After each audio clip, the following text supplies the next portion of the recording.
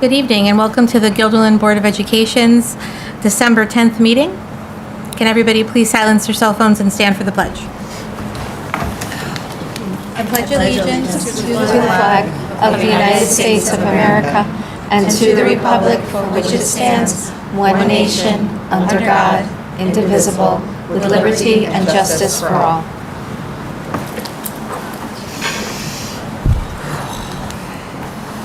Okay, and tonight we are going to begin with our high school representative.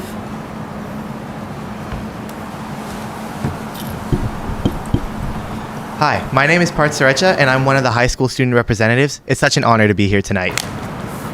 My name is Levin Panus. I'm the other Board of Education representative. So the first thing we wanted to say is that the interim reports come out this week. So students should be on the lookout for any grades they have to make up and make sure everything's in order. The second thing is that our December break starts on December 20th, so everyone is excited for that. That's all from me. I'll pass along to Parth. Thank you, Levin. Next week will be Guilderland High School Spirit Week, which usually takes place, as in this year as well, before our holiday break. Spirit Week is a week where different events happen on different days of the week, such as the famous Wear Pajamas to School Day, or Wear Red for Guilderland Day. Also, on January 31st, we have the Spirit Rally coming up. We know it's a little further down the lane, but we wanted to let you know about it since we found out about it too. We'll let you know more info at the next meeting when we're a little closer to the date. Thank you so much and have a great night. Happy holidays. Parth, what are the themes for Spirit Week? Do you know them? Not all of them off the top of my head. I know Wear Red for Guilderland is on Friday. Pajama Day is on Wednesday. Thursday, I believe, is teachers dressed as students and students dressed as teachers. So that'll be a fun one.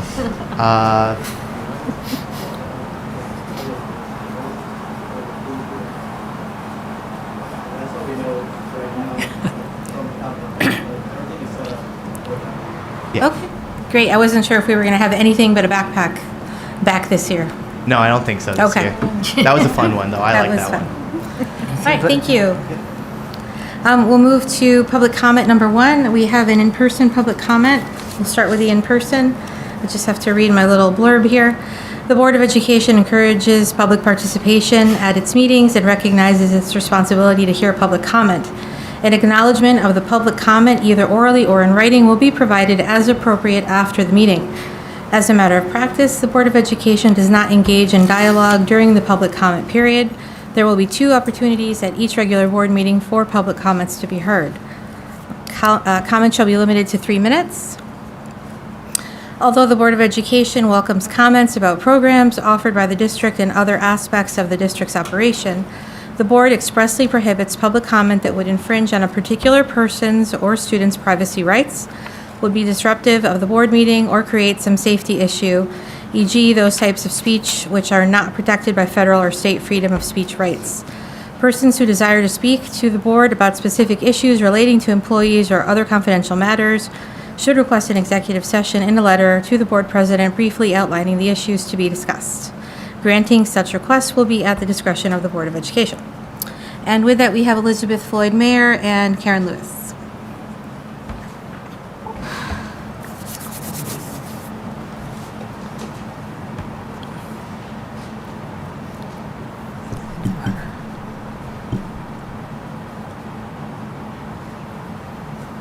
To the Board of Education. Can you hear me? Okay. I can do my teacher voice.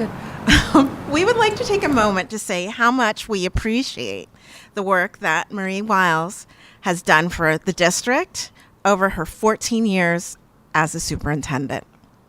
Her professionalism, hard work, and flexibility have made her a great role model for her students. She has always been open and receptive to people coming to the board meetings to raise all manners of unexpected and often difficult questions. She treats everyone with respect and works to find a satisfactory solution to the issues that parents, students, faculty, staff, and the community members raise.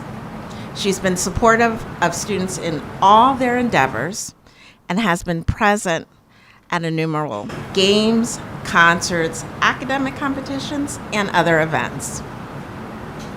Dr. Wiles led the district through difficult times, including the huge changes that were brought by the pandemic. She weathered voters rejecting a large capital project and helped the board come up with a pared-down bond project that voters were able to accept. She led the district through large-scale efforts to increase security and keep kids safe, as well as a number of challenging and sometimes tragic incidents that have affected the whole community. She recognized the need for and helped build our district's outstanding efforts in regard to diversity, equity, and inclusion. Our district has been really lucky to have someone with Dr. Wiles' dedication and warmth all these years. We wish her a long and happy retirement and wish the board good luck in finding someone to replace her. Thank you. Thank you. And here. Thank you, ladies. I am beyond touched, and it's been my honor.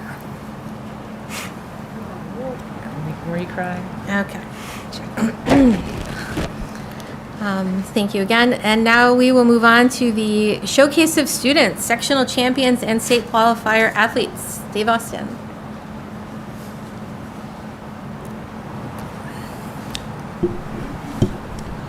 Good evening, everyone. Tonight, I wanted to share with you some special accomplishments from our student athletes from this past fall season. Tonight, we'll be recognizing any team sectional champions from the fall, NISFA qualifiers from the fall, and New York State Federation qualifiers from the fall.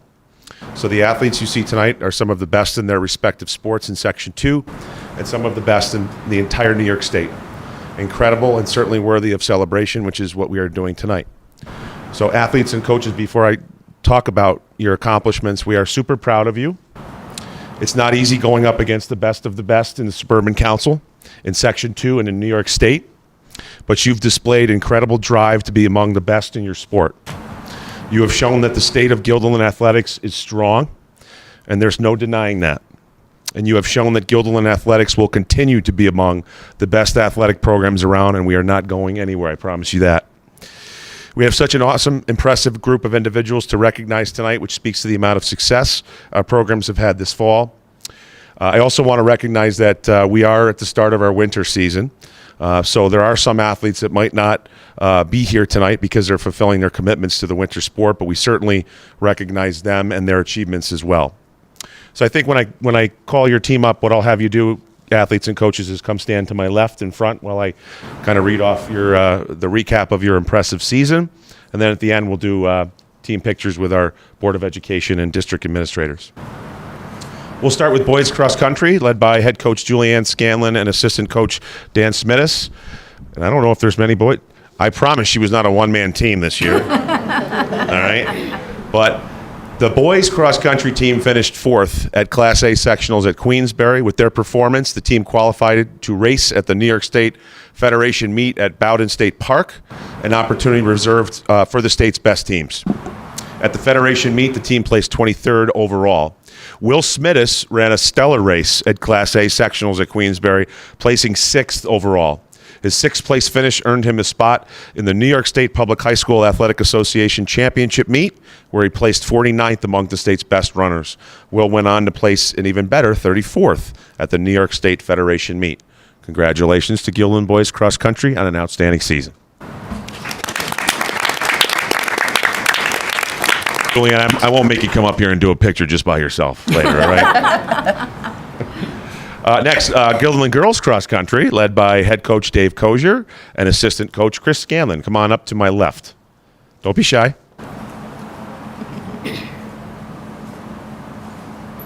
The girls cross country team also finished 4th at the Class A sectionals at Queensbury.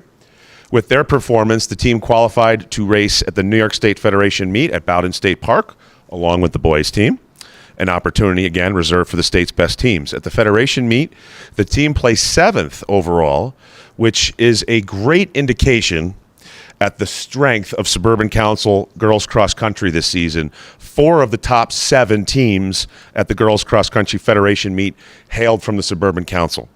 So congratulations to Guilderland girls cross country on an outstanding season. Our running programs are strong.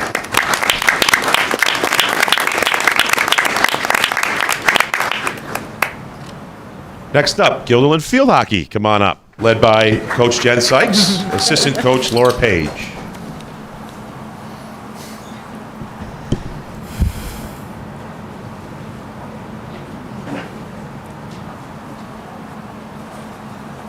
The field hockey team followed up a well-decorated fall 2023 campaign with another season for the record books this past 2024 fall season.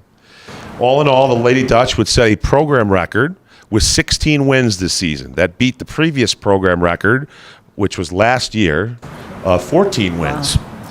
The team would win the Class A sectional championship for the second year in a row by defeating Saratoga in a thriller. The Lady Dutch scored a goal literally as time expired in that game to win the sectional championship. They would win the New York State Regional Championship after defeating the number 8 ranked team in New York State, Windsor, by a final score of 1-0. In the New York State Class A state semifinal, the Lady Dutch would defeat previously unbeaten Sachem East out of Long Island by a final score of 4-1 to advance to the New York State Class A state championship game. And honestly, one of the best games I've seen this team play since my time started here. And advancing to the state championship game, they would face the number 3 ranked team in the country, Mamaroneck. And what a state final it was. After falling behind 1-0 late in the game, the Lady Dutch showed true grit and true determination. They would score on a corner again at the end of regulation to force overtime. It was absolutely amazing. And although the team would eventually fall in double overtime to just an incredible Mamaroneck team, they have so much to be proud of. New York State Class A runners-up. They gave us a season that we won't soon forget. So Guilderland Field Hockey, congratulations. And why don't, since you guys are already up here, why don't we have you guys kind of scoot over? You might have to kind of get low, and we'll ask our board members, our district administrators to stand up and get in the picture here. Tighten up. If you got some photographers on hand, come on up. Oh, we gotta pull it. Are we going around? Back here is big. So I'm still looking to come around. We'll come around. We're gonna come around. Maybe we should come around the side. yeah, we usually like go to the front. We're going in the front? What are we doing? Most of the players are talking to me. Got a boot on, so I've got a couple inches. There's room right here. I can see. Yes, that's a good call.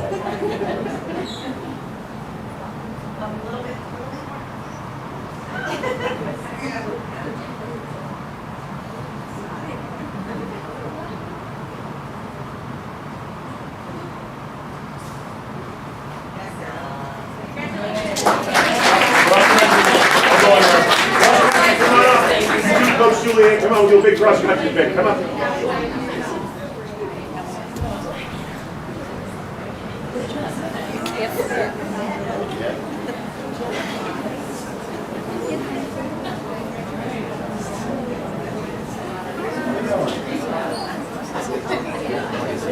Come on, if you're taking pictures, come on front center.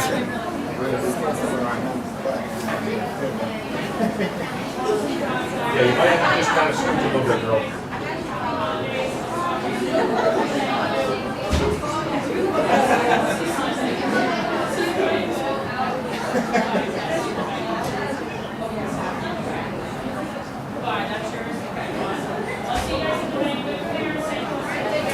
Congratulations, guys.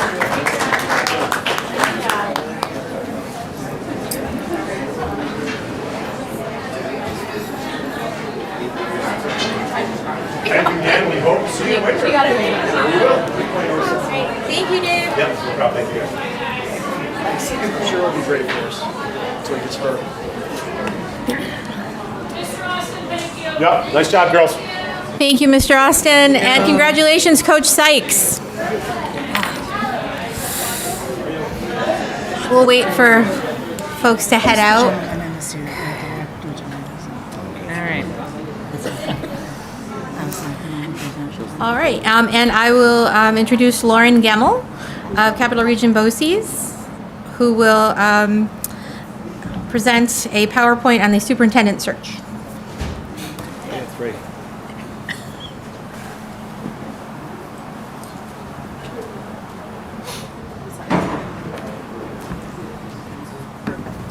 much. Good evening. Can everybody hear me? Yeah. Good? Okay. Thank you for having me tonight. My name is Lauren Gemmel. I am the District Superintendent for Capital Region BOCES, and it is my pleasure to talk with the board tonight about the search process and timeline for your next superintendent. Joining me in the front row of the audience is Elizabeth Wood. She is our Deputy District Superintendent, Chief Operating Officer at Capital Region BOCES, and she will be supporting me throughout the search.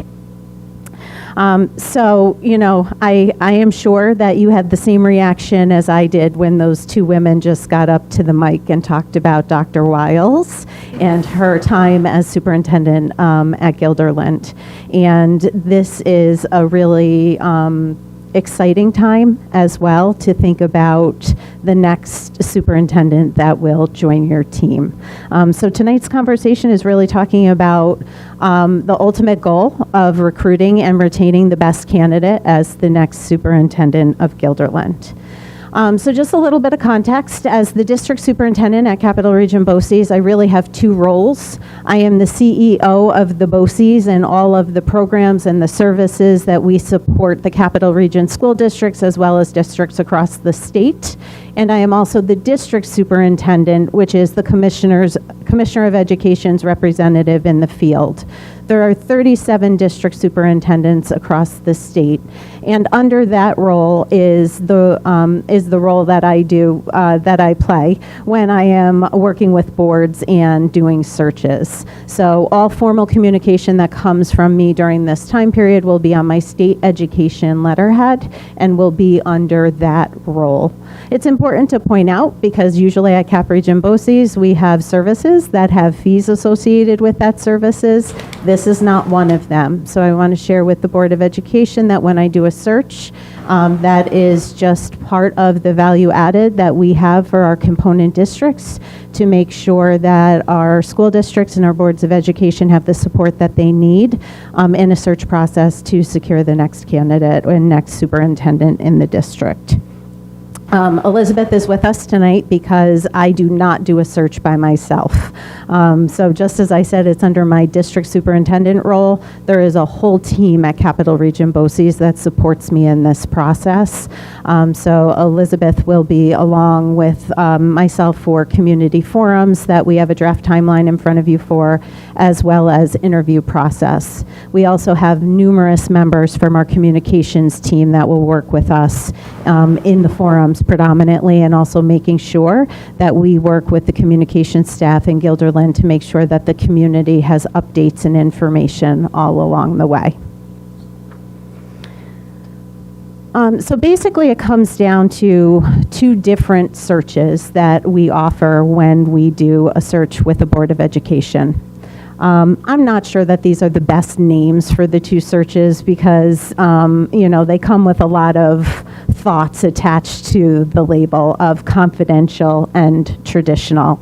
And so what I did was I took the two and I put them side by side so that you really could see what we are talking about as I walk through the process that we follow.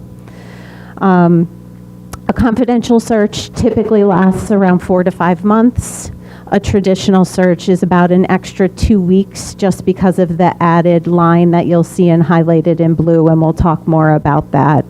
But I guess the first thing that I want to state is regardless of if the board decides to do a confidential search or a traditional search, the beginning of a search is the time where we spend many hours reaching out to your community and asking for feedback about the next superintendent. So if you look at this slide and then the board has a draft timeline in front of them, you will see that we are proposing that if we move forward tonight, that we start tomorrow, and that we start with communication to the community about the process, that we have a page on your website dedicated to the process, and that we begin talking to your stakeholder groups both inside the school district and outside the school district. You will look at the draft timeline and see that there are 8 18 community forums drafted in that timeline.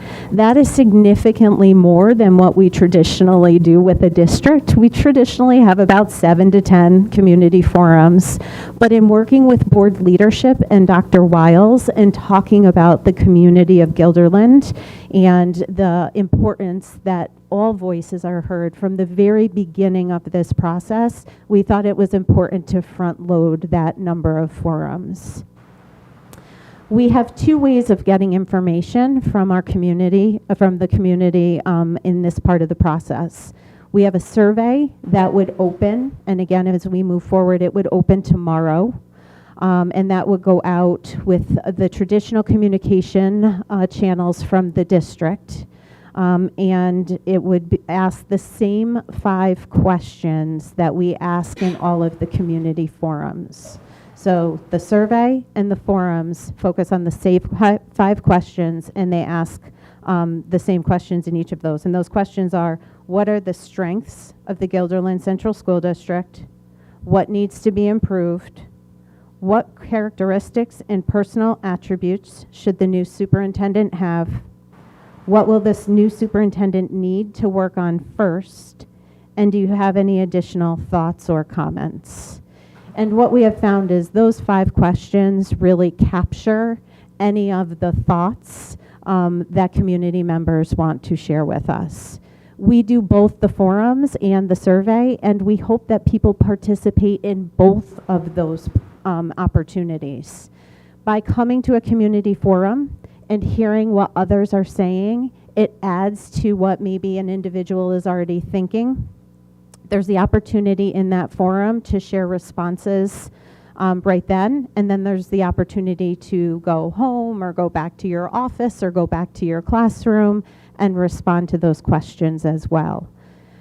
The survey is open for a month, and it's open throughout the entire time that the forums are on the calendar. And the reason that we do that is I actually encourage people to take the survey more than once, especially if they are actively having conversations with their community and stakeholder groups about those 5 questions. You may get the survey in your inbox or however you receive it later this week and sit down and respond to them.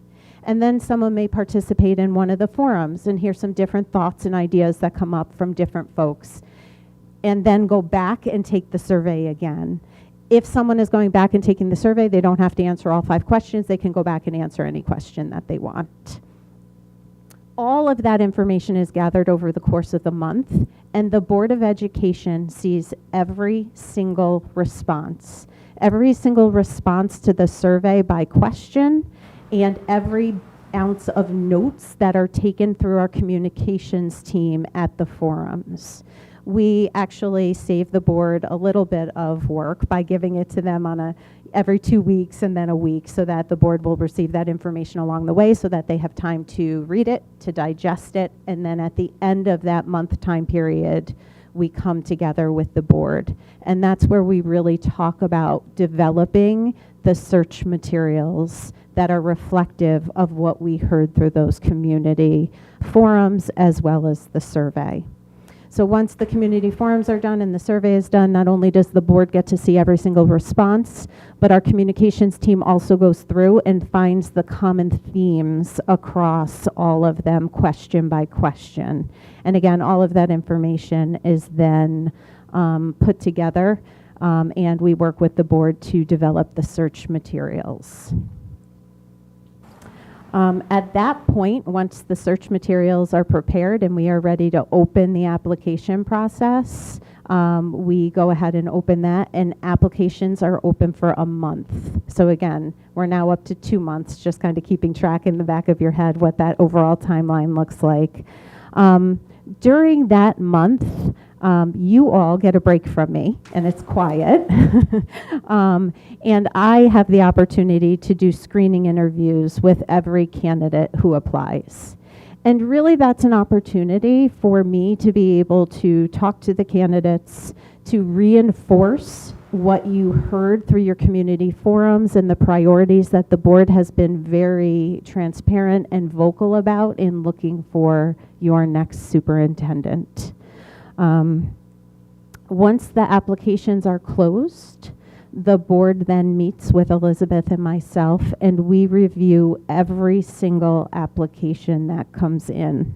The only applications that we don't review are ones where the person is not certified to be a superintendent. So again, I will say, but there is a but to that. So when we open the application process, there are times where you will have a candidate from outside of the state who will apply for the position, and they may not have New York State certification. What we do, and that's one of the reasons, again, in those screening interviews, it's an opportunity for me to meet with the person, for me to hear from them. We then put them in contact with our certification officer, and they meet with them to see if it would be if they would be able to obtain New York certification within the time period of the search. We advertise with New York State Council of School Superintendents and New York State School Boards Association. We also can advertise at the national level with AASA, which is the National Superintendency. What I will say is that anyone who is looking for a superintendent position in New York State is looking at the platform at NSCIS and NSBA. Those are the two places where people go when they are looking, and those are the two places where we will advertise. In addition to advertising at NSBA and NSCIS, as I mentioned before, I am one of 37 district superintendents across the state. We meet regularly and we talk about the vacancies that we have. So for example, in our 23 districts, I have a good idea of superintendents, where they are, what their career aspirations are, as well as we meet with assistant superintendents, we meet with human resource directors, we meet with school business officials, and so we have that opportunity to really have a pulse of, are there some aspiring leaders who should be looking at certain positions? And so that networking is really important during the application process as well, because we will be tapping folks and encouraging folks across the state to look directly at Guilderland and consider applying. You'll notice on the two charts, confidential, traditional, we're on the same timeline right now for both charts. So we're all the way up through the board reviews applications and selects those to be interviewed. Depending on the pool size is whether or not the board would have screening interviews as well. So if the board had 19 applicants that came in and they felt like there were 12 maybe that they wanted to have some further conversation with, our suggestion would be screening interviews at that point. We would do 2 nights of 30-minute screening interviews, and that really gives the board the opportunity to have that initial connection and hear from those candidates, and then invite back the group of folks that they're looking to do maybe a full 1-hour first round of interviews. I want to stress up until this point in the process, you've seen it's the same on both sides, and everything up until this point is confidential. So the board meeting with myself, reviewing applications, candidates applying, and having screening interviews with me, all of this is kept confidential. And it really is because people are in different places with their professional career. And we need to make sure that if it is going to go to a round of community-based stakeholders, that the applicant has the time to be able to talk with their superintendent or board of education, depending on the role that they have. So I can't stress that enough, that for both of the different types of searches, this is exactly the same up until this point. Round 1 happens, round 2 happens, and that's when the 2 different types of searches come into play. So you typically after round 2, the board has whittled it down to about 2 or 3 candidates. And at that point, it either continues to be a confidential search where only the board is involved in interviewing and selecting their next superintendent, or if a board decides to do a traditional search, that is where we would have stakeholder interviews. What stakeholder interviews look like? The district, the board identifies typically about 45 members, 3 groups of 15. to come in and interview the 2 or 3 candidates that have made it to that point. Stakeholders come in, they have a pre-meeting with myself and Elizabeth. They sign confidentiality agreements. They receive the same bias training that the board will receive before we start the interview process. We do that evening of interviews, and then what we ask is that each of those 3 groups identifies a leader, for lack of a better word, that pulls forward further questions or strengths of those 3 candidates, and they come back and meet with the board to share their thoughts.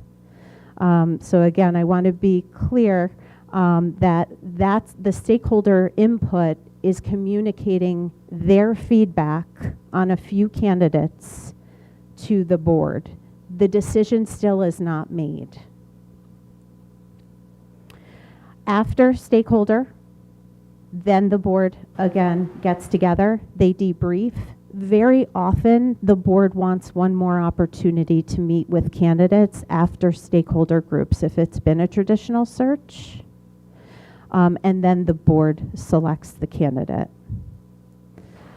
Once a board selects a candidate, it typically takes about 30 days to negotiate a contract. And that really is just because of people's schedules and time and commitment and back and forth. So we usually allow for about 30 days for contract negotiations.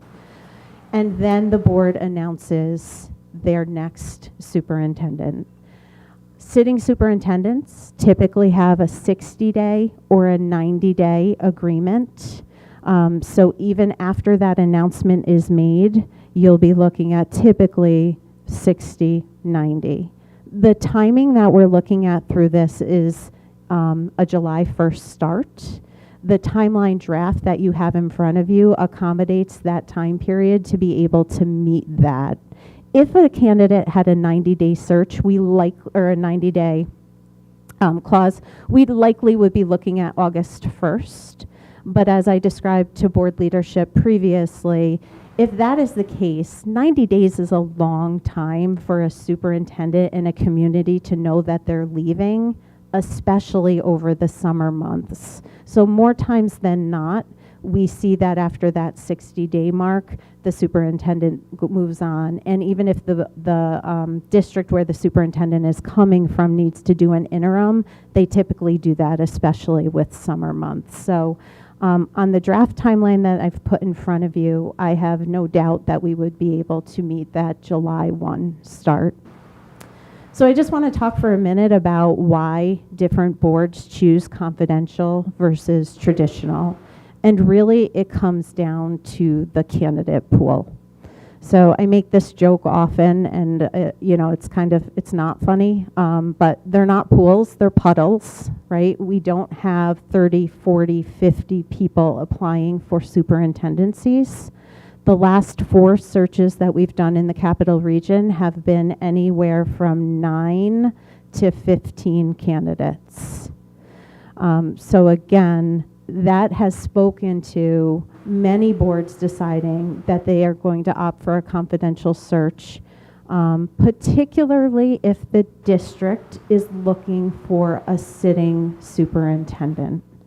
So, for example, some of our smaller districts that quite often superintendents come from administrative lines within a district, assistant superintendent, a director, a high school principal, they may lean towards a traditional search because it is a natural next step for those candidates. And of course, they would be open with their superintendent that they would be looking for that next career path. If a district is very much looking to have an experienced superintendent, we see boards opting for a confidential search because of the reality of, I say this all the time, if you are a sitting superintendent who has a great relationship with their Board of Education and community, and you approach your board and say, I am so happy here, things are going great, we are doing great things, I am committed, but I'm just going to apply over here. I'm just interested enough to apply. The honest truth is at that moment, the relationship changes between the superintendent and the board. And whether or not they secure that position, and if they don't and come back, there's question of when is the next position that they will be applying for and leaving. That is not to say that if a board chooses to do a traditional search, that there wouldn't be a sitting superintendent that would apply. Right? There are circumstances, I am confident out there, where a superintendent and a board have a good relationship and the superintendent has said, I am looking for my next step. I am looking for a bigger district. I am looking to relocate. And those people would apply regardless of the search. However, our experience has been, again, I will say that if a district is really looking for a candidate that is a sitting superintendent, they have opted for the confidential, for the confidentiality of that person to be able to go through the process, regardless of if they are the successful candidate or not. I've given you a lot of information in a very short period of time. Are there questions I can answer? Has a candidate ever dropped out because it was a traditional search? So I will be honest, in 6 years at Capital Region BOCES and in the number of searches that we have done, we have only done one traditional search. The board got to the place where there were 3 candidates, and it was the district superintendent's time to let the 3 candidates know that it would no longer be confidential in the fact that they would be doing stakeholder groups. And I say that, folks, because we do have people sign confidentiality agreements, but the reality is if you have 45 people involved in an interview process, there is going to be a conversation and that name is going to be shared by the next morning. It's just a reality. So we had one search where that happened. There were 2 sitting superintendents, one who was a deputy or an assistant superintendent. The 2 sitting superintendents did decline to move forward. The board did move the one candidate forward. And then they ended up going back out and tapping some folks for another pool. So that has been our one experience with it. Thank you. Sure. Can you go over again the consequences of what happens if it is leaked out, or like we spoke about it earlier. I'm not sure if everybody knew of like what steps would take, what steps would happen, what things would happen if it was broken at some point during this? Sure. So regardless of if it's confidential or traditional, as I shared, we're confidential all the way up until that bottom row with that bright blue if the board ended up doing a traditional search. So quite honestly, throughout that process, when we talk in the screening interviews, we talk about candidates of not sharing that they are in the pool for the same reason that we ask the board members, right? If a candidate is out there speaking in the community and the community starts talking about a candidate, well, now the question is, was the board talking about the candidate or was the candidate talking about the candidate? So our expectation on both sides of this is that this is a very confidential process. Again, we're talking about someone's professional career, right? When they put their name in and they come and they meet with a board of education that they would like to be your next superintendent, they're trusting that they have that confidence. If that confidentiality was broken, the search would stop, right? At that moment, we would have to take a moment. We absolutely would have to let the candidate know that their name had been shared. We would have to meet with the board and see where we were in the process, what the ramification of that was. But the search would stop at that moment while we figured out what was going on. Thank you. Any other questions? So I have one, Lauren, but Sure. First of all, just for the public, when it says the third step, district superintendent screens all applicants, we're not talking about Marie, we're talking about you. Correct. Okay. My formal title is district superintendent. Yeah. For the public. Thank you for clarifying that. And then you sort of mentioned quickly traditional might be more appropriate if we're inclined to consider candidates who would see this as like a next step? So like within district? Is that what you mean? No, when I meant next step, so, like, I'm going to pick on her because she's sitting in the front row. If Elizabeth decided that she was looking now for a superintendent position, she would tell me that, and I would support her, and I would work with her, and I would highlight opportunities and give her as many opportunities to be able to take that next step and move forward. So when I was talking about, there are districts where traditionally their superintendent, it is a first superintendency. They typically come from an assistant or a deputy or a director or a principalship. In those instances, a traditional search makes sense for them because there's the honest relationship and conversation between the superintendent and wherever they are in their career path that I'm really interested in being a superintendent and I'm going to start applying for superintendencies. That's a very different conversation than a sitting superintendent going to their board and saying, again, I'm really happy here, we're doing great work, but I'm just going to apply over here just to see what's out there. Does that help? It does. Okay. Thank you. Any other questions? So, Lauren, what do you need from us tonight as a board? Do we need to vote? Do we need to make the decision now publicly? What would you like us to do? So a couple things. I do want to thank Dr. Wiles as well as board leadership because they worked with me to prepare this draft timeline.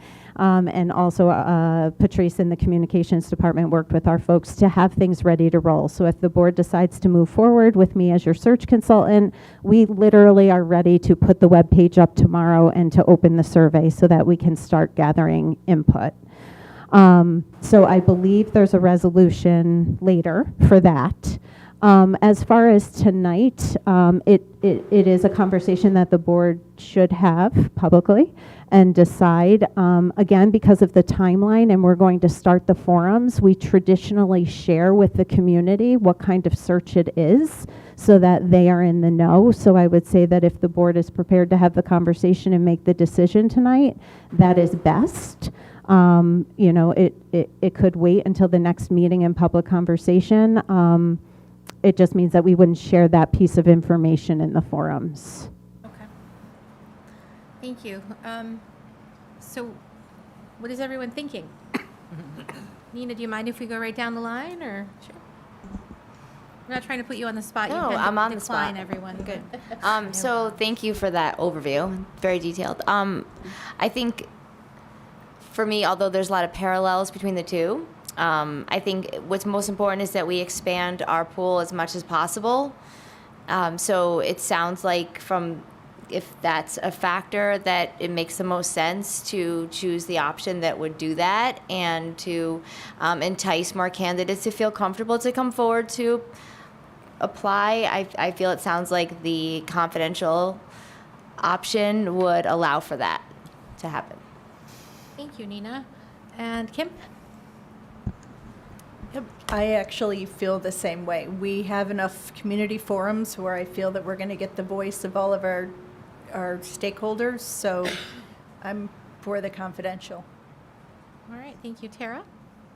I agree with Nina and Kim. Okay, there it is.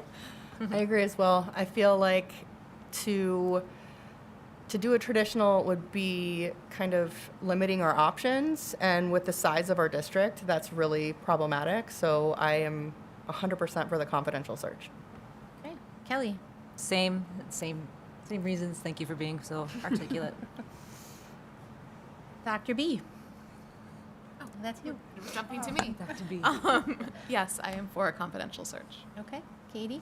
I am also for a confidential search for the same reasons that everyone has already provided. Okay. Blanca? Yes, same. I also agree. I really wish it was called something else. If I'm being honest, I wish it could be like Confidential Plus or like Confidential and Community. I don't know, but okay. But I do really appreciate the opportunity for input. That means a lot to us. So I've counted 18 opportunities and possibly 2 more. So that's That's a lot of hearing from folks, which is very much valued in our district. I made a joke today to my assistant that if she's looking for myself or Elizabeth between tomorrow and next Friday, chances are we're here. And may I clarify, will Dr. Wiles or the board be at any of these forums? No. Thank you for asking that question. We have found that in order to just get honest feedback where people are not concerned about what they're sharing, it is best to not have the Board of Education or Dr. Wiles. I don't know that Dr. Wiles would want to be there at those. But yeah, no, we ask actually that the board does not participate. On the draft timeline in front of you, you will see the third row down says that we will meet for the board to respond to those questions. So, you know, sometimes I have boards that go two ways. They say, we're going to take the survey and we're going to take in the survey. And sometimes I have them that say, we would like to meet as a group and we would like to go through the 5 questions as a group because that's really important for us to hear from each other around those 5 answers. I've left that blank, and there's some further dates along that we'll want to lock in sooner rather than later. And so as we move forward after this evening, if we move forward, I will be reaching out to Blanca and Kelly and asking for us to start getting some dates, and then they can work with the whole board to lock those dates in. Okay, thank you. I just want to emphasize, just in case you missed it, what you said, after the community forums, there's always an opportunity to go back to the online survey if multiple times if you want, because a lot of information would come out of that, you know, as they mill over the comments that other people made. So I just want to make sure that people know that that is welcome, and we want to see lots of different information. We do. We absolutely do. Meredith, you look like you want to say something, no? No? Okay, I'm sorry. I always Meredith. look like I want to say something. I misread the room. Okay, sorry. Do you need us to, so I get the sense from this group, we would probably want to meet as a group and hear each other's thoughts, right? That's just kind of how we roll. Am I mistaken? Okay. Okay.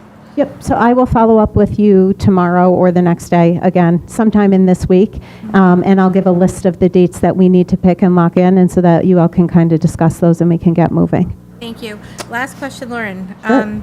for the public. So this is not coming at an extra cost. No. So as I said before, it's not a service through BOCES, it's a service through the district superintendent as the commissioner's representative in the field. It comes at no cost to the board. The only cost is the advertising for NISCUS and NISBA. We do all the work, we get it advertised, and then we pass along the bill for that advertisement. And I will follow up tomorrow with what the exact costs are for those 2 advertisements. Okay, great. Thank you. All right. Good. Thank you again. Thank you for your time this evening. And again, I really want to thank board leadership and Dr. Wiles. We are ready to roll on this tomorrow, and so we're excited to start meeting with different groups. Thank you. Great. Thanks.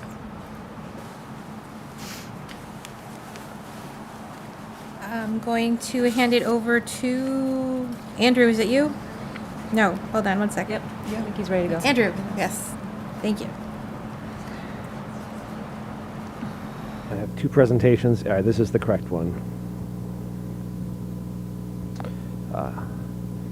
Good evening. Tonight I want to share our rollover budget presentation. This is our first projection for next year's budget. When we make the rollover budget, we assume no changes to staffing or programs. The question is, what would next year's budget look like if we continued operations from this year? We look at recent historical data or other information we can gather about projected costs for various components, and we also look at historical trends and actual expenses to see if we can get some insight into growth. Using all of this data, our projected expenses for next year is a $130.3 million budget. Large increases that I'll talk about would come from salaries, both instructional and support, as well as employee benefits. And I will go through those categories in a little more detail because that undergirds a lot of the increases that are projected. The 3 large growth ones are contractual salary increases of $2.6 million. Salaries and benefits make up for school districts across the state, roughly 3/4 of expenses, and we are in that same position. So it's not surprising that salary and benefits would be the largest drivers between our rollover budget. The historical anomaly here is the health insurance increase. We're projecting a $2.2 million increase in health insurance. That is unusually large, and a lot of it is because of sort of factors within the medical and health markets that extend beyond the district. And then finally, other benefits, $700,000. A large chunk of this is ERS and TRS. Pension costs have increased, both because salaries increase and also because the move from Tier 6 pensions being a 3-year from a 5-year final average salary means that those projected costs are included in our pension bills from the pension systems. A little more detail on our health insurance. We are part of the Capital Area Schools Health Insurance Consortium, or CASHIC. There are 21 districts in CASHIC. We pool our medical coverage, and then each district is fully self-insured for prescription drug coverage. So we pay for what we use, both prescription drugs, and then we pay for the pooled usage and medical coverage. Our medical premiums are projected to increase 10% next year, and our prescription drug coverage faces double-digit increases. I used an 11% overall health insurance increase in this projection, and that would be the $2.2 million increase.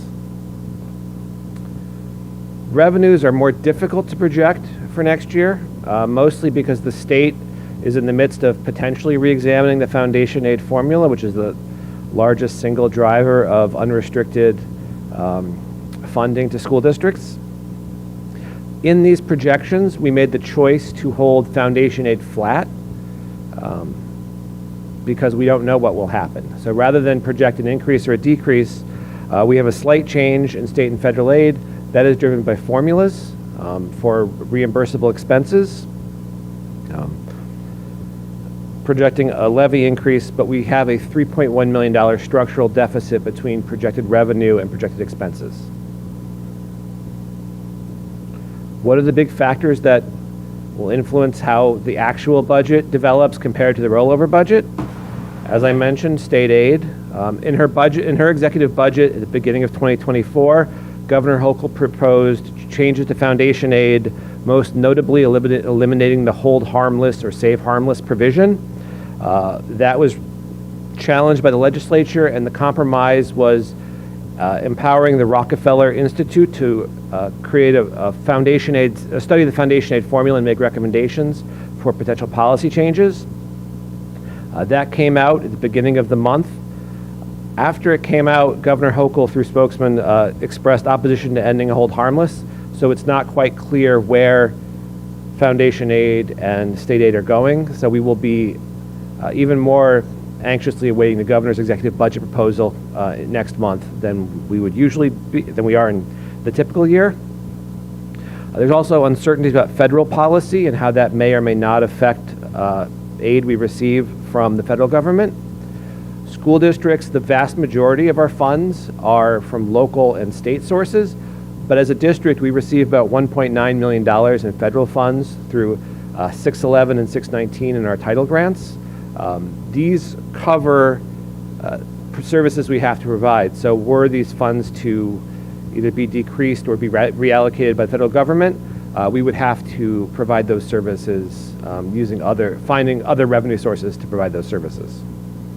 And then finally, within the district, we have 6 different units having contracts that expire this year. So we are negotiating currently or soon to start negotiating with a number of these units, which makes it even more difficult to project what the actual salary expenditures would be in the final budget.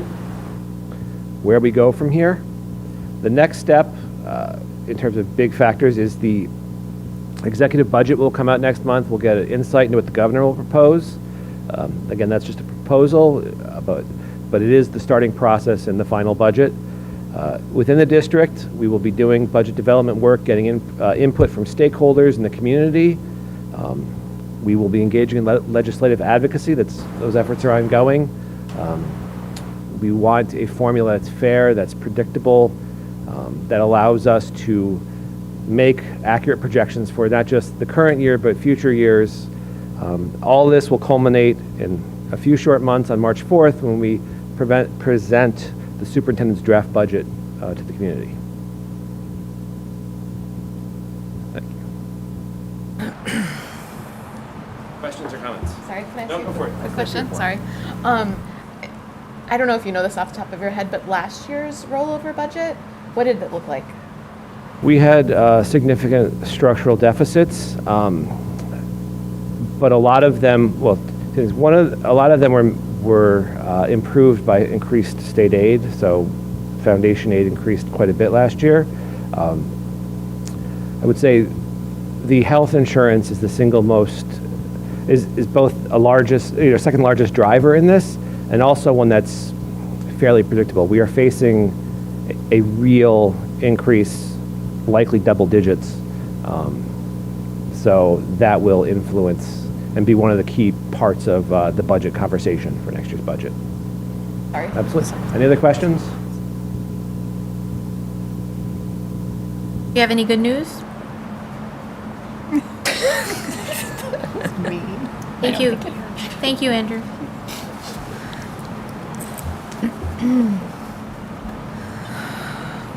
Okay. We are on to the consent. No, we are not. We are on to, where are we? At board direction for budget development. So is this, what do we do? Is this a vote? This is the portion of the development process where you give us some thoughts about the big picture, like should we be contemplating piercing the tax cap? Should we be looking at using our fund balance? What should our priorities be? And honestly, I think what we've presented you, or what Andrew's presented you tonight, is quite a bit of uncertainty. So I think what I would recommend here is that we give you some time to think about all of this. Thank you. And that we come back when we're together in January to contemplate some of those things, because you just don't have enough information other than fairly bad news to give us a ton of direction at this point. When does the governor give her budget stuff? Is that, I know it's January, It's but toward the end of January. I'm not sure if we have the date yet. She announced the state of the state, but I don't have the dates in front of me. okay. It's usually the third-ish week of January. It will be after the board meets again. I can share with the board that we are about halfway through what we call our stage 2 meetings with the various leadership groups across the district. And, we've been talking since budget season began in October that there would be quite a bit of fiscal uncertainty going forward, and that we need everyone to do, of course, as they always do, their due diligence to bring student needs to our attention, so that if we need additional resources or funding for that purpose, we know about it. But that also to look at a critical eye at things that might not be needed or could be reallocated. And so far, folks are doing a really good job with that. But we're still a long way from having a picture of where we're going to be. Thank you, Marie. Okay, so we'll be ready to discuss it more next time, or in January. Okay, and now we're going to move on to the consent items. And this includes the minutes from the November 19th meeting and the CSE and CPSE recommendations. Can I get a motion to accept? Katie, second Rebecca. Any questions or comments? All those in favor? I need to abstain, right? Okay, we have one abstention. From the, Oh, I don't think you need to abstain yet. I know? no, that's in there. Yeah, it's in there. Is it there? Okay. Yeah. Well, thank you for abstaining. Okay, excellent. So then it would be, what, 8-0? Okay, thank you. 7. 7-0. 1, 2, 3, we have 7-0. Or wait, no, 7-1. No, 7-0, 1 abstention. This is fun, thank you. Okay, and let's see, personnel action. That was part of the consent. That was part of it. Financials. Financials, back to Andrew.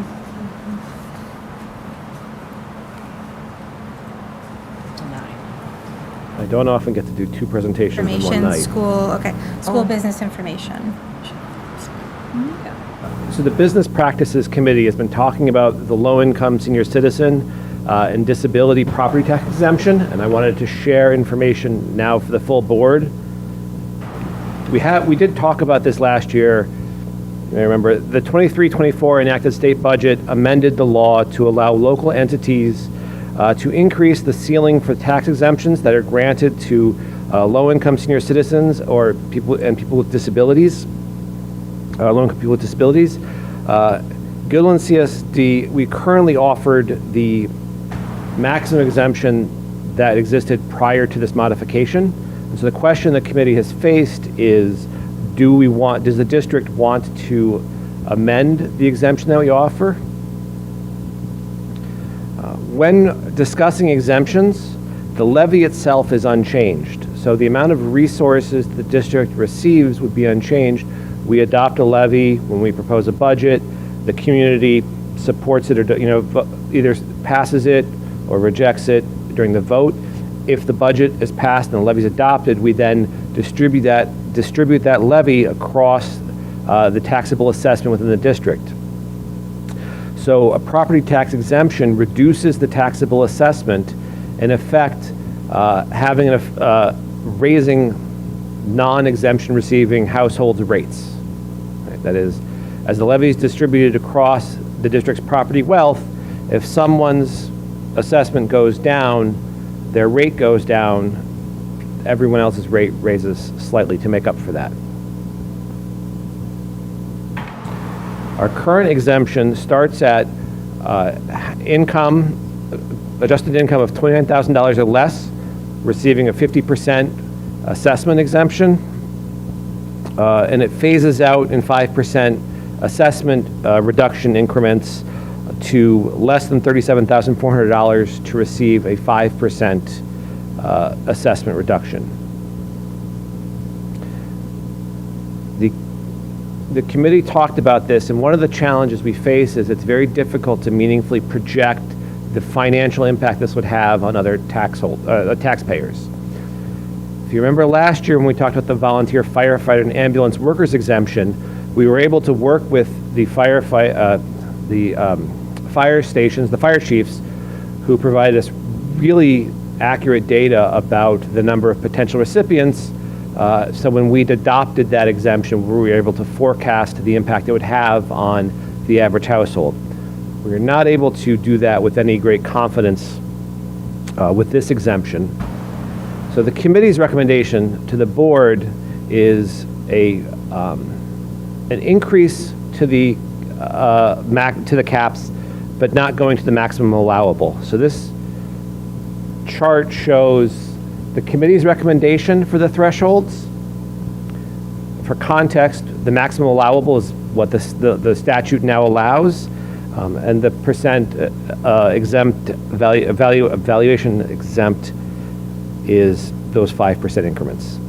So the committee's recommendation would be going from $29,000 for the maximum 50% to $35,000, and then those steps amounts are in the law. So you set that 50% amount, and then the rest of them sort of phase out. That's the first thing that committee recommended. The law also offers other options to taxing entities, and they are whether or not to include someone's Social Security income in their income calculation. The committee's recommendation is not exempting this. In other words, including Social Security income in the total income. They also have the option of including distributions from IRAs in the income calculation, and the recommendation of the committee is to adopt that. That is, include in someone's income calculation any money they receive in a distribution from an IRA or other annuity. And finally, they have the option of allowing people to deduct unreimbursed medical expenses that are not covered by their insurance from income. And the committee was in favor of allowing people to deduct those expenses they paid for out of pocket that were not covered. Presenting this as information, our next step, and I'd like the board to discuss this, if the board wants to move forward, we can do so in January, and if the board adopts this in January, then it would go into effect for 2025 taxes, and the application deadline would be March 1st. Any questions on the content before I turn it over to you for discussion? Yes, Rebecca. Have other districts adopted this? Other districts have adopted this, but not to the point where I've been able to get data from them about the impact. I reached out to districts across the state. I found there are not a lot of them. The ones that I talked to most frequently did a partial increase, and the ones that did the full increase had not calculated yet the impact, so I was unable to get that from them. Actually, I have like two more. Absolutely. Yeah.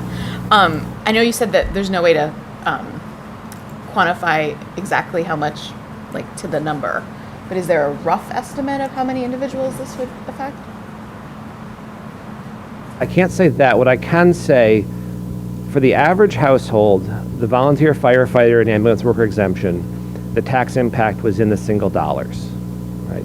This would if we did the full exemption, it would likely be in the tens of dollars annually. But beyond that, I can't really estimate. And I have one more. So these annual income levels, is that family income or The adjusted gross income for the household. the household? Okay. And my last question is, people with disabilities, are those homeowners with disabilities? Homeowners with disabilities that have this would be the same income. So there are two separate laws.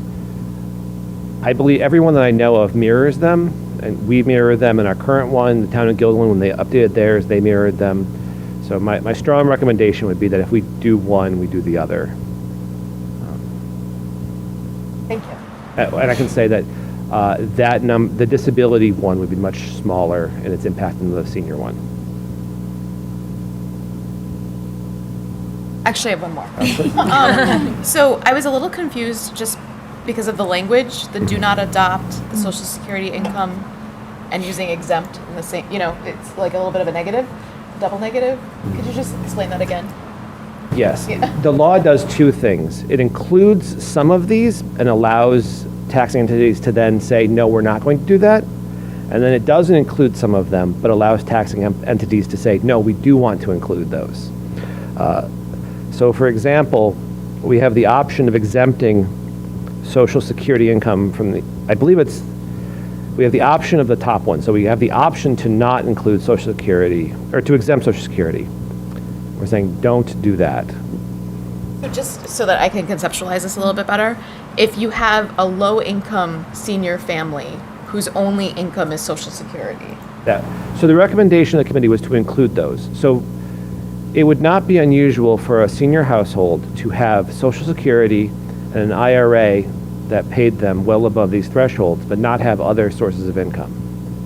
In that case, the recommendation would be to not have that grant the exemption.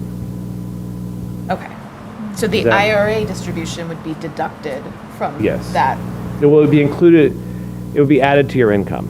So if you make $10,000 from non-Social Security or IRA, you're eligible for this. If you add another $15,000 from Social Security, you're at $25,000, but let's say you get $50,000 in an IRA distribution. The recommendation would be to include that, so then you would not be eligible. Okay, I understand. Thank you. All right. It is confusing to go through because some of these are included, then you can say no, and some of them are not included, and you can say yes. So you'd like us to discuss it? I'd like you to discuss it and talk about, we'll both discuss it and also do we want to bring this forward in January for further consideration and possibly enacting. Okay, thank you. Any comments? I just want to follow up what Rebecca was saying. So, you mind bringing that chart one more time? Because I agree with you. It's funny because it's written as exempt, include, and then do not. So if I'm understanding it, so you're not proposing, I should say, to exempt Social Security, which means it would count in their income, and you are also including IRA, which would, so you're allowing Double both negative. increases to occur. Right. It's a double negative. Translating this, it would say, for someone's income, include Social Security, include IRA distributions, and then allow them to deduct medical expenses that are not covered by insurance, that are paid out of pocket. So culminating those, it's trying to capture the actual functional income. Right. Any thoughts, Nina? How about if we start with Dr. B this time? Can we just go down the line if you have any thoughts? I'd actually be curious to hear. I know Judy Slack was the chair of business practices for a long time. I don't know who's on business practices. I would be curious to know the thought process to this, just because this is our first time hearing about it. Who's on business practice? Meredith? You're me and Kelly. Yep. Okay. Are you on it too? I was, and now Meredith is me. Yeah. I can tell you a lot of this was me. Most of it, probably all of it. We have a high level of below poverty line in this district. And to keep things fair, especially, we have a high number of renters, and we have to remember that when we give exemptions, those tax implications end up on the entire population, including renters, because rents will go up. And so in my thinking, it was bringing a number up so high to 50,000, it just seemed really high to put that levy on other tax-paying citizens. So increasing it felt right to me, because I think that the 29 is really a difficult number to live on. But increasing it to 50 it just felt too high when we have so many living below the poverty line who may have children, who may, there's so many things that we can't necessarily quantify, but increasing it to that 50,000 just felt too high. But leaving it at 29, that starting number also felt too low. So we came to a compromise of 35. And that way we have that sliding scale, we have those, it goes from the 50 down to the 5%. And it was just really so that the existing tax-paying base doesn't have to take a huge amount onto it. I also thought about the fact that we, as a district, are losing children, and having higher taxes means that we're not as an attractive option as other districts, and we really want to be an attractive option for families coming into the district. So having levies on the general population can be problematic, especially when we're about to look at a budget increase, right? And all of this, we've been talking a lot about little pieces adding up to big numbers, and this is just one of those little pieces. Thank you. I really appreciate you going through that. That's really helpful. I think if you want I'd have to think a little bit more about this, but to your point, there are a lot of people living in poverty in the district, and my worry is there are homeowners who are living below the poverty line who are not seniors and are not disabled. Yep. And they aren't going to get this exemption. And I guess in our zeal to be the most equitable as possible, are we maybe not being the most equitable as possible? And again, this is my first time seeing this, so that would be my concern. That was a big discussion, Rebecca, because we know so many families that aren't senior citizens that, this is them, this is their life. Right. So it's hard. Yeah. It's really hard. Can I ask a question to the committee as well? So going back to the language that says here, it looks kind of ambiguous. But I don't know if there's more it was more specific from the governor, but this is the state budget to increase the ceiling, and then you have the maximum. Was a minimum given, or I see you came up with obviously a 5,000 increment, but I'm just saying, was there and kind of speak to what you're saying to Rebecca earlier, in general, like other districts, how are they responding based on similar socioeconomic communities where would that fall? Just because it seems, was there more detail in the language, I guess, that was given from the state? I'll answer that part. The state law spells out, calls it M. So you said the maximum M for the 50%, and that can be as high as $50,000. We currently have it at $29,000, which at the time was the highest it could be. From there, the steps are mostly spelled out. You have discretion of offering or not offering the 5% and the 10% ones, I believe, but everything before that is in the law. So if you make the 50% one $35,000 or $50,000, the next step is going to be $999.99 more for 45%, and then it's going to be $999.99 more for the 40%. Those steps are spelled out. I have one more question for you. The family income that you're saying, the adjusted gross income, that is independent of how many people are in the family, correct? So the people in the household using these income levels could be a household of 1, 2, or more. I believe so. Okay. Just because, if we use federal poverty limit. Right. So what the number that I looked at to kind of come to the 35,000 was I looked at the federal poverty limit and I doubled it and added a few thousand because it's so little. Yeah, you cannot it's live insane. on those numbers. I actually talked to a few seniors after the committee meeting, and those that were in the lowest income bracket were thankful that we were having the discussion, but also thought that a $50,000 number, they would be incredibly thankful to have that, and said they would pay their fair share of taxes gladly if that was the number that they actually brought in.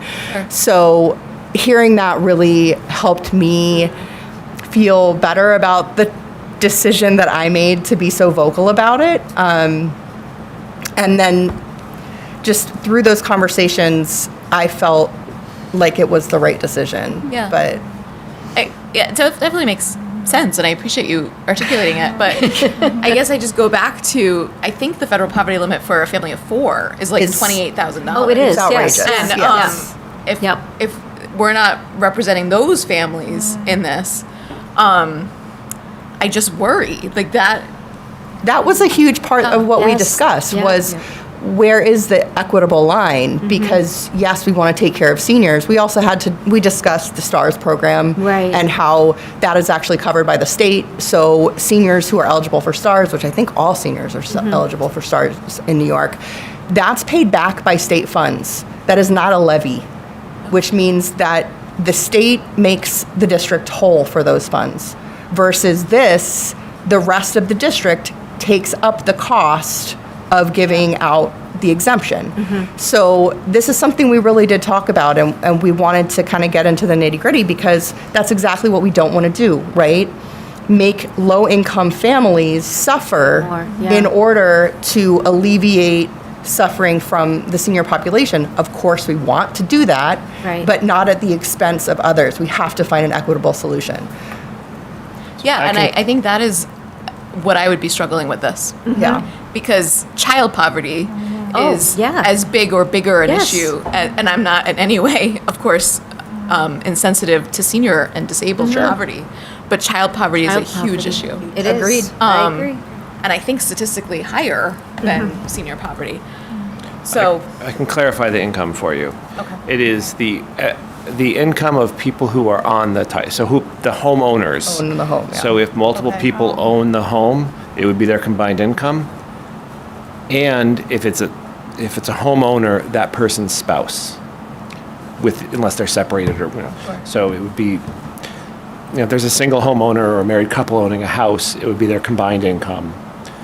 If it's multiple owners, then it would be their combined. thank you.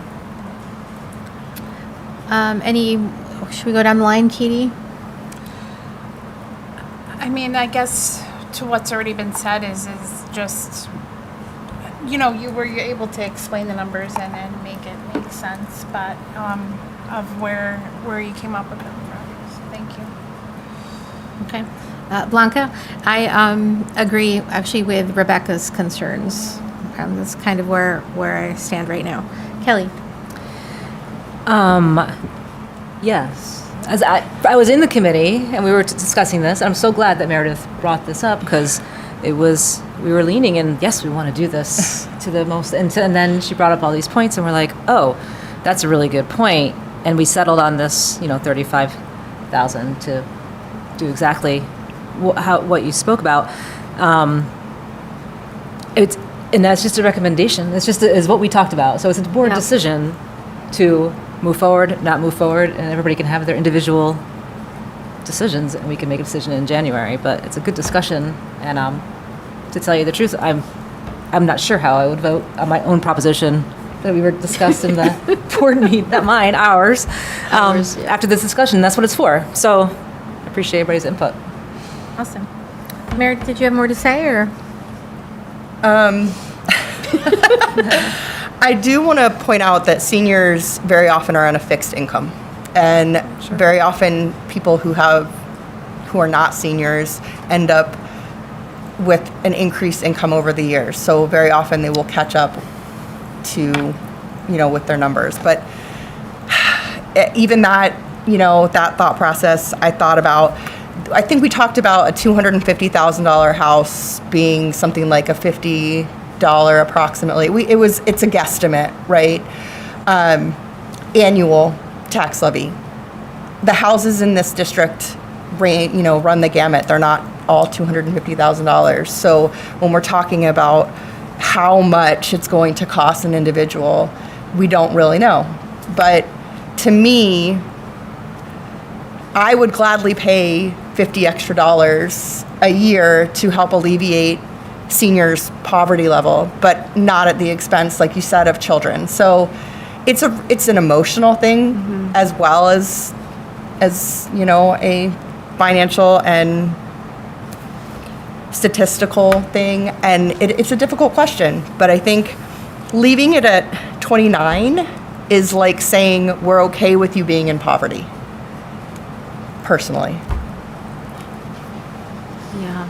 I appreciate you trying to make it as progressive as possible,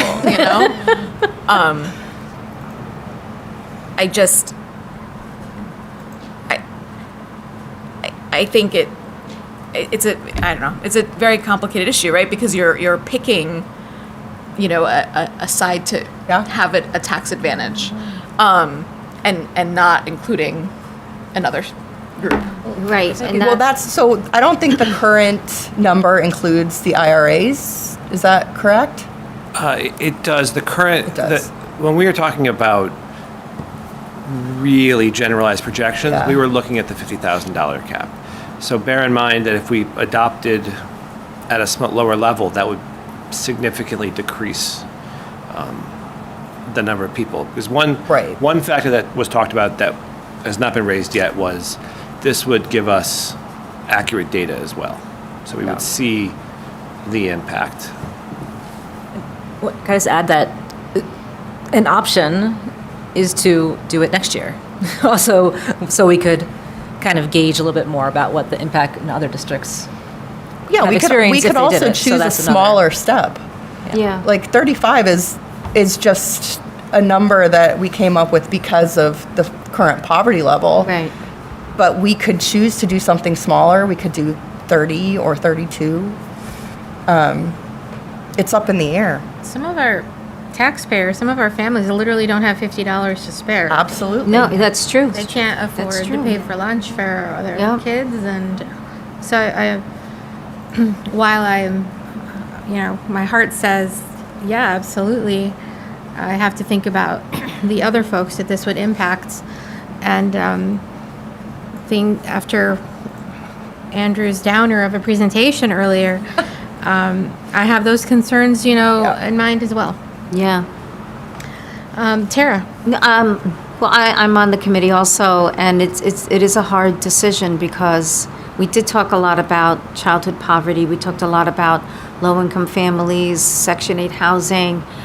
And while I agree with Meredith that seniors are on a fixed income,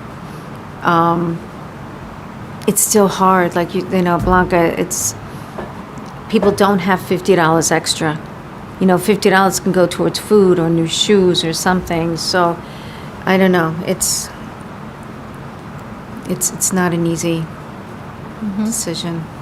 So the town adopted something like this? The town On a smaller adopted the scale. full amount. The full amount.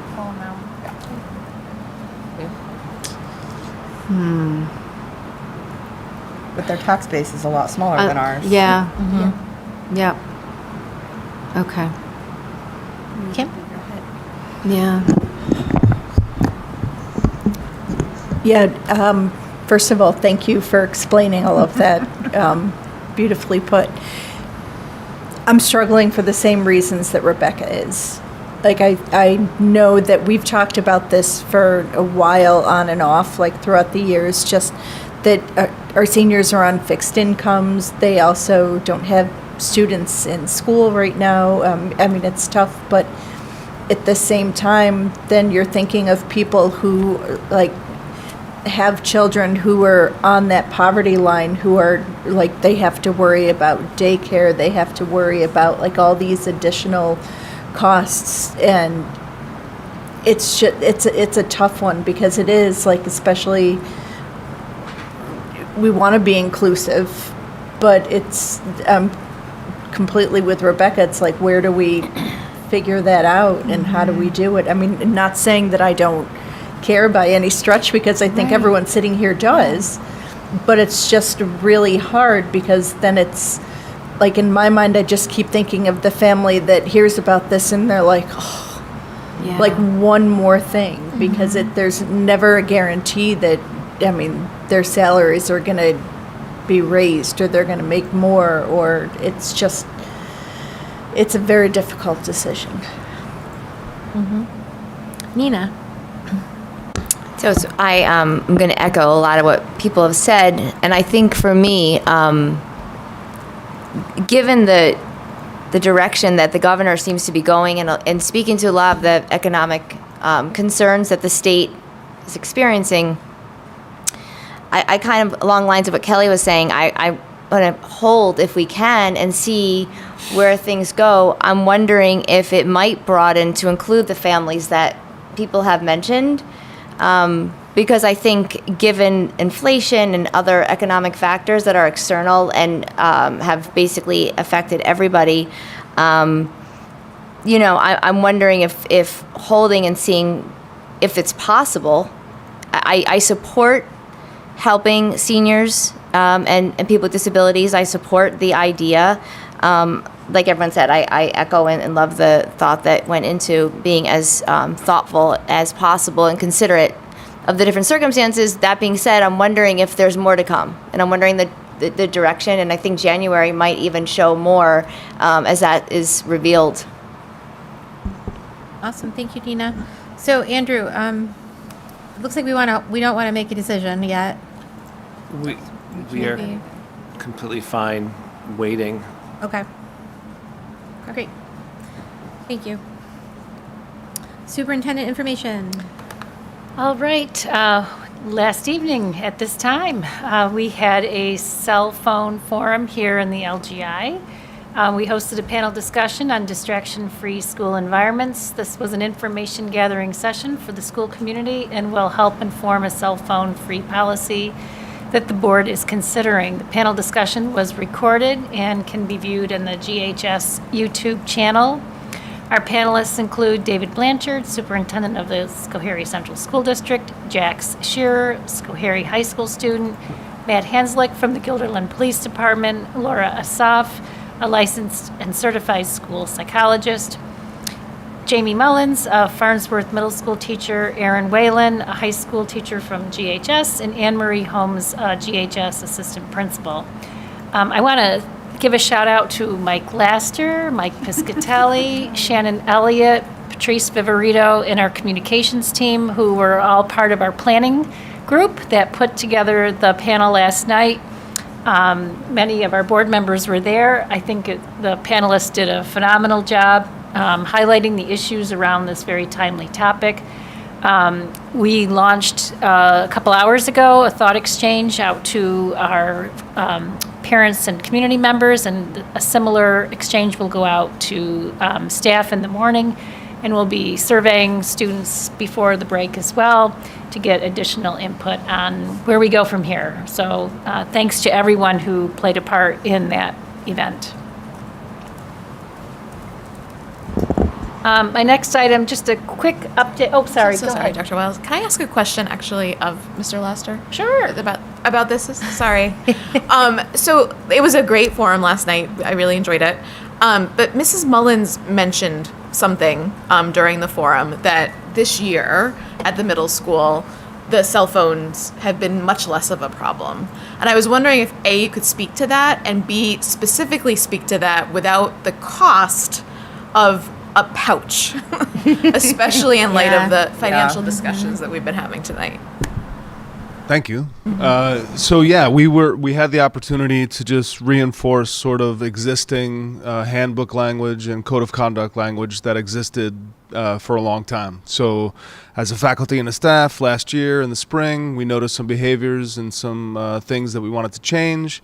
And one of those issues was the use of cell phones that students had primarily in unstructured settings, right? So kids at the middle level weren't taking their phones out a lot during class time, during instructional time. It was in the hallway, it was in the lunchrooms, it was in the bathrooms, things like that. Developmentally, we also realized that if we said to 11 and 13-year-olds that, hey, you can't use your phone during the school day because that's not what your focus is, most of them would comply. And then it was a matter of just communicating that with parents and asking them for support. And it's been a remarkable difference. We have not had to do the Yonder pouches. I mean, I did purchase for every instructional space cubbies for teachers if they wanted to use them to help store. But when I walk into classrooms, kids are not even using those because they're either keeping them in their lockers or they're keeping them out of sight. I did recently get on the announcements and just remind students of the expectation. I can probably count, maybe 10 to 15 instances where students have gone through that sort of 3-tier sort of warning system, I would call it, before we reach a code of conduct violation. I think I've maybe had 5 or 6 phone calls to parents to say, hey, you need to come up, pick up your kid's phone at the end of the day. So developmentally, it's been, I think, easier to do it at the middle level than it would be at the high school level, which is why I think engagement with the high school kids is super important in this conversation. Whether or not Yonder pouches is the direction in which we go, I don't know. I mean, there's definitely a cost to it.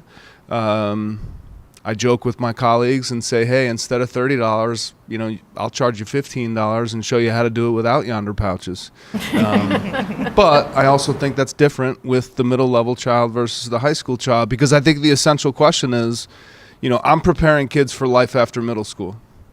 High school is preparing kids for life after high school. And if we're expecting kids to utilize their technology in the appropriate ways, in the appropriate areas, in the appropriate contexts, I think we need to teach that. So I think a Yonder pouch might be effective in that, but I still think there's that education piece to that high school student, that 18-year-old, that you have to say, hey, when is the right time to use that tool, which we all use as adults. So I think that's a difference in the conversation that we're having with the middle school child than with the high school child. Thanks so much. Thank you. Can I also make a quick comment just on behalf of Mr. Laster in the middle school? They've actually been, every month you get Family Tech Talk, which those have been great. It's just one page and it goes through different things like how to set like certain times for notification times and guidelines, and it's engaging. And a huge shout out to Mrs. McLean who pushes that out to all of the buildings and all of the administrators to push that out. It's been super useful in terms of communicating that message to families. So not only are we saying the same thing about cell phones, but then she talks about how you can police that as a family. So Should we do that at the high school level? yeah, yep. Yeah, it goes to all teachers. It goes to all teachers. I know it goes 6-12. I think it goes K-5. There are, think it's so Trish McLean, who is our instructional technology specialist, puts together a one for each level and shares them with building principals, and they send them out through Parent Square.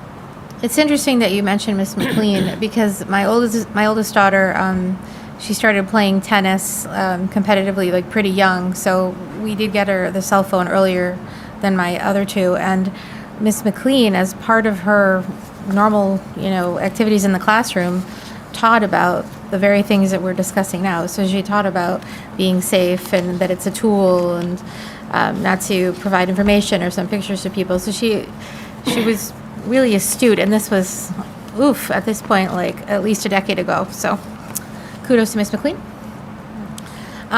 To your point, Rebecca, I agree. Like we have to be frugal right now, and so the cost of the Yonder pouch is concerning to me.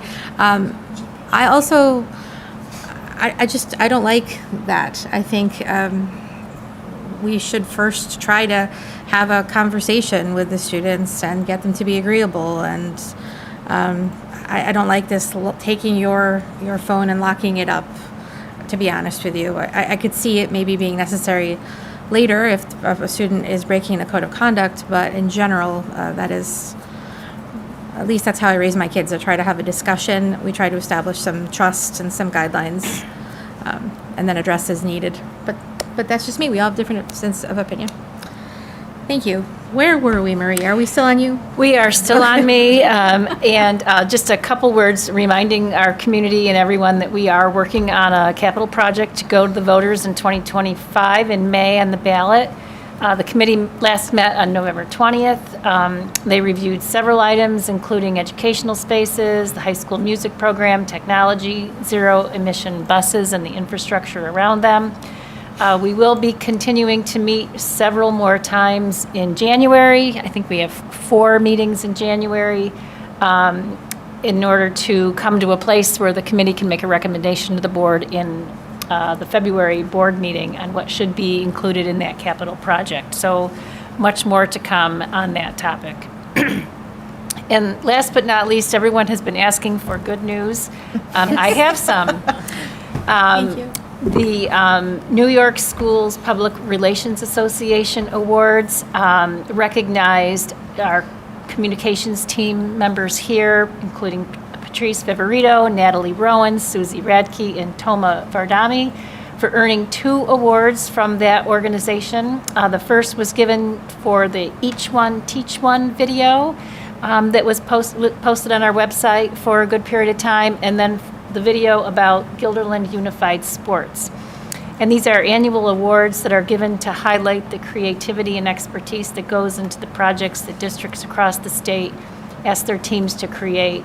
We're pleased and proud to have such a tremendous communications team working with us. They are so creative and they are so good at capturing the essence of what it is we do here.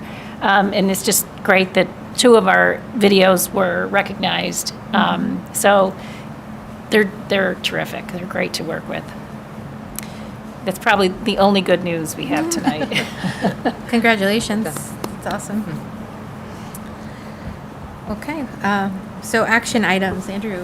Thank you. I have 7 items tonight. The first is a request to purchase a memorial plaque at Pine Bush Elementary School for Willow, a service dog who passed away last spring. The Business Practices Committee, in line with our district policies, reviewed this request and recommends the board adopt it. Can I get a motion, for Willow? First, Kim, Pine Bush family. Second, Katie. Any questions or comments? All those in favor? Aye. Okay. Thank you. My next item is a MOA or MOU with Michelle Gabeloff, a property owner whose property borders Pine Bush Elementary School, for the removal of trees that are on district property, but that needed to be removed. She would cover the full expenses. Thank you. Thank you to Ms. Gabeloff. Can I get a motion to accept? Okay, we'll go right down the line. Tara, and second Nina. Any questions or comments? All those in favor? Aye. Okay, unanimous. Thank you. My next item is an extension of the agreement with Bus Patrol for the Stop Arm Camera Program. As a reminder, the district does not receive any revenue from the Stop Arm cameras, but it is used to encourage safety around school buses. Yeah, is that negotiable? The county keeps everything, right? Is that what's happening? State law. Okay, can I get a motion? Meredith, second Kelly. Any questions or comments? All those in favor? Aye. Okay, unanimous. Thank you. My next item is a general fund transfer to cover our TRS bill. Okay, can I get a motion? Rebecca, second Katie. Questions or comments? All those in favor? Aye. Unanimous. Thank you. My next item is a declaration of surplus obsolete property, which is a general practice that the board reviews and adopts. Okay, can I get a motion? Nina, second Kim. All those or any questions or comments? All those in favor? Aye. Okay. Thank you. My next item is a college and the high school agreement with Siena College for an introduction to computer science course. Cool. Can I get a motion? Tara, second Meredith. Any questions or comments? All those in favor? Aye. Okay. Thank you. My final item, and here's my good news, is approval of grant funding that the district received from the County of Albany for tobacco and substance abuse prevention program. Yes, thank you. Is this the one written by our community member? Yes, this is that one. Okay, thank you to Ms. Stuffy. Can I get a motion? Katie, second Kelly. Any questions or comments? All those in favor? Aye. Okay, unanimous.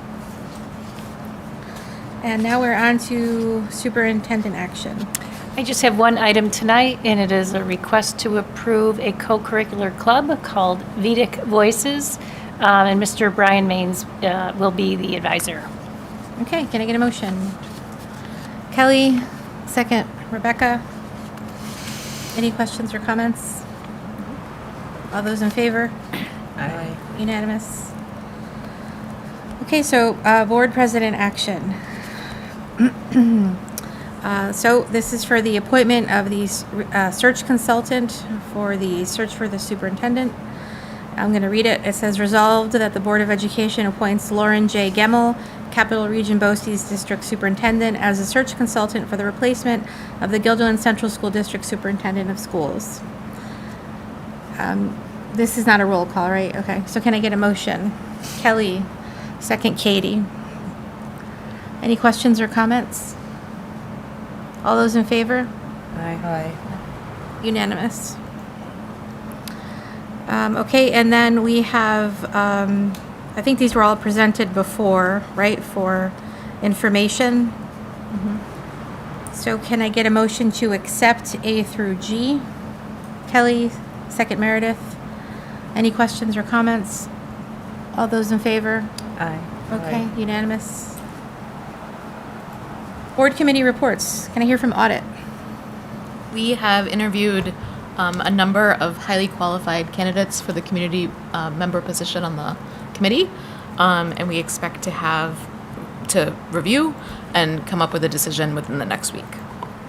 Great, thank you. Business? Well, we just talked Oh, yeah. about. We have already experienced the fruits of your We had a labor. really long That's what you're supposed to say. Thanks for that. You're new, so you don't know that. Fruits of your labor. Okay. Communications committee? We met and identified our main priorities and goals. We will be sharing out information to the community for the budget discussion. As we've heard already tonight, there are several unknowns that we are waiting for more information on, but we will be prioritizing sharing out foundation aid information as we learn more, and the other impacts on the budget with the community as we hear about it. And also the capital project will be a priority, and as we heard again tonight. We will be learning what will be included with that, and so we will be working on bringing that to the community and getting, of course, community feedback through the process for both of these. And we were looking for ways to increase access for board members to with the community that we will be discussing more at a later date as a group. We also reviewed the Board of Ed award that previously had been based on outstanding academic achievement. And as a board, we are going to bring it to the whole board that we start to look at other ways, criteria potentially for these awards. And what we were first looking at is notable improvement categories for students as opposed to that outstanding academic achievement. Also, helping to look at ways that we can recognize our students who have really worked 6 through 12 to improve their grades and performance over the school year. So we will be gathering more information from principals and hearing more how we can help recognize those students. You give a mean report, Katie DePiero. I do have a question. Those other ways of recognizing students, so would that be in addition, or would you? We would be working together to look at the criteria of what those awards would be from the board, and having them come here, hopefully to a board meeting to receive them. But we are just on the early phases of looking at the criteria, but really wanted to find a way to recognize those students. Sure.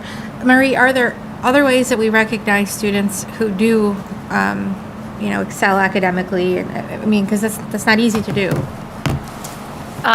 The short answer is yes. So in the earlier days of the Board of Ed Award, we would literally have hundreds of students getting these awards. And at the middle school, we would have a big presentation of those.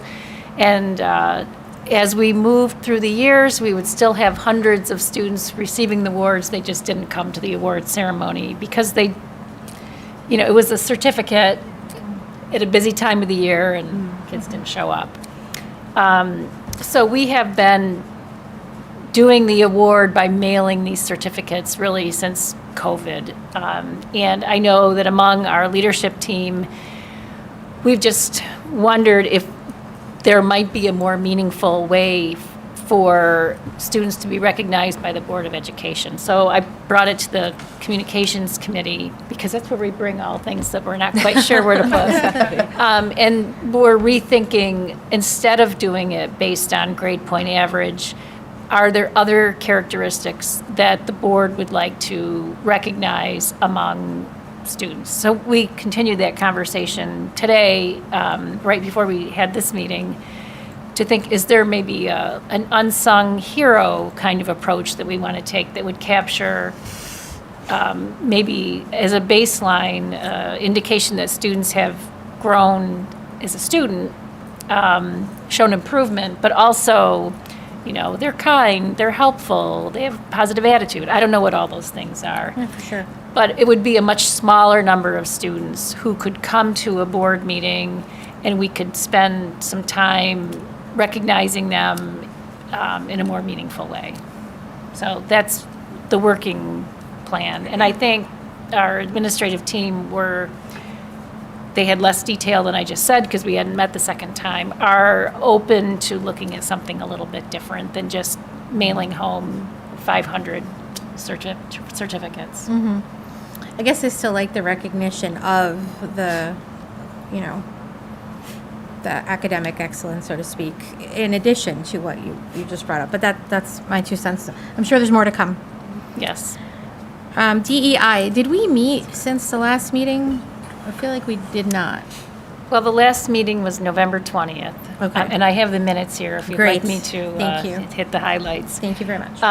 So our subcommittees reported out on their work. A lot of the subcommittees are focusing in on the data from our climate and culture study and each taking kind of their take on that data, and thinking about, well, what do we do with this in order to improve our school community? So those reports were shared. Derek and Leah gave us a long bulleted list of DEI in action kinds of activities that had happened in the month previous. And then our learning component really tied back into this conversation around climate and culture. We looked at 2 brief videos, one about the power of positive school culture. This was from Great Schools, and we had a conversation about the impact of having a positive school culture. And then we looked at another video that led to a discussion about the difference between culture versus climate. And again, it really helped frame what are we trying to do through DEI, which is ultimately to create positive, welcoming environments for all kids of all backgrounds and so on. So really rich discussion, I think. And I know we have a subcommittee meeting tomorrow night. I feel like we're starting to dig into that data in meaningful ways, which is good. Great, thank you, Marie. Policy. We have not met since the last meeting. Okay. And we have no meeting scheduled. All right, thank you. Any other public comments? Linda? No, okay, thank you. Sorry to catch you there in a drink. Board issues, ideas, and sharing. Nina. Okay, so I just wanted to say a huge congratulations to the concert on December 4th. The 8th grade and high school orchestra delivered an outstanding performance, showcasing the incredible talent the students have in the district, led by Mrs. Carroll in the music department. The concert featured a wide array of music, from a level 5 NISMA piece, which they performed beautifully, and a vibrant medley of songs from Dua Lipa, which was a fun surprise the kids had. It was beautiful, and the level of professionalism speaks volumes about the dedication and hard work of everyone that was involved. Great. I was at the band concert, and it was amazing. It's the level of talent in this district is just absolutely amazing. The teachers are fabulous. It just blew my mind. And I'm a musician, so I can get a little snotty sometimes. But no, it was fabulous, absolutely fabulous. Wonderful. There's another concert coming up this month, also for the chamber choir, I believe. So more to come on that. Meredith, did you have anything to say, or any board issue? What is it? Board issues, ideas, and sharing. I did go to, there was an event shared with us, Max Schechter, who spoke about the Parkland shooting. His son was murdered in the Parkland shooting, and it was targeted towards law enforcement, but it was very interesting, and I have a lot to say about it, but I'm not going to say it all here. He's a safety advocate and looks at ways to make our schools safer. And it was really an interesting look at different systems that they're using in Florida right now. I'd love to share the experience with anybody who wants to listen. Great, thank you. Anyone else? Nope. Okay, can I get a motion to adjourn? Katie, second Nina. Any questions, comments, all those in favor? Unanimous. Have a good night, everybody. Good night.